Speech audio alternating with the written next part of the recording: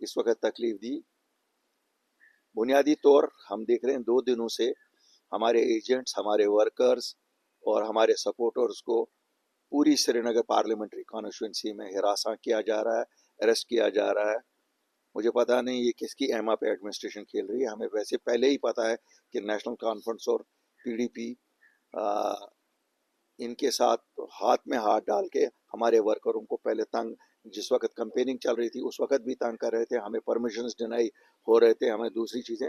लेकिन ये बर्दाश्त से बाहर है अब कि हमारे वर्करों को किसी को कहा जाता है तुम्हारा इन्वॉल्वमेंट कहीं पुराने एफआईआर में, किसी को कहा जाता है इसमें। यहाँ तो लोगों के जिनके केस है वो लड़ रहे हैं, तो जो एजेंट बनना चाहता है उसको क्या प्रॉब्लम है इनको।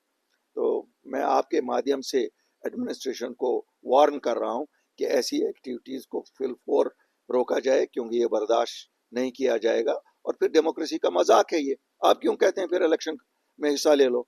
हम तो नई जमात हैं, हमारा ऐसा कोई ये भी तो नहीं क्रेडेंशियल है कि नहीं जी हम किसी की तरह ये बोलते हैं ये इलेक्शन उस चीज़ के लिए। ये तो सीधी सी एक इंडियन पार्लियामेंट्री डेमोक्रेसी के लिए इलेक्शन है।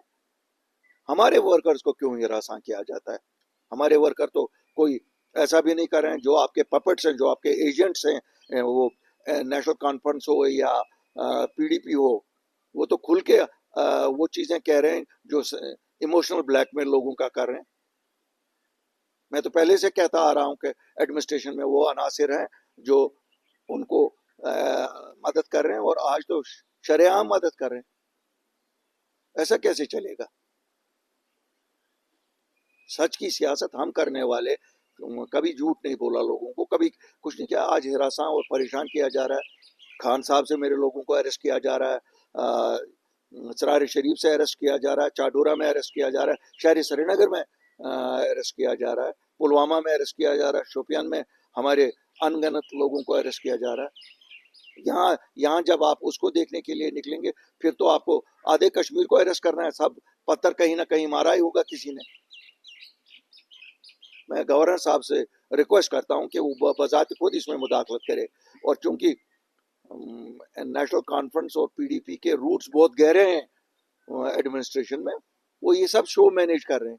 अगर ऐसा है फिर हमें बताइए, फिर क्यों हम इलेक्शन में नाम नेहाद इलेक्शनों में फिर चले जाएं? फिर तो ये नाम नेहाद हुए अगर हमें हिस्सा नहीं लेने दिया जाएगा।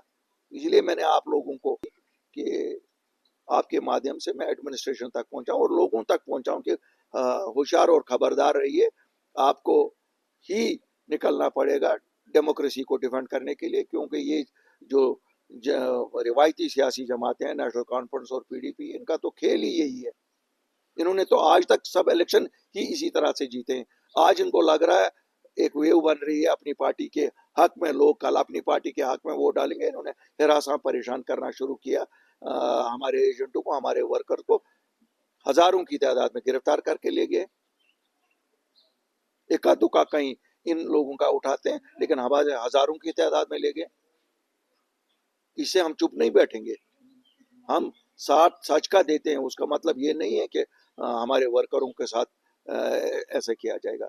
मुझे उम्मीद है उन्हें फौरन रहा किया जाएगा ताकि अनइंटरप्टेड कल इलेक्शन पीसफुल हो।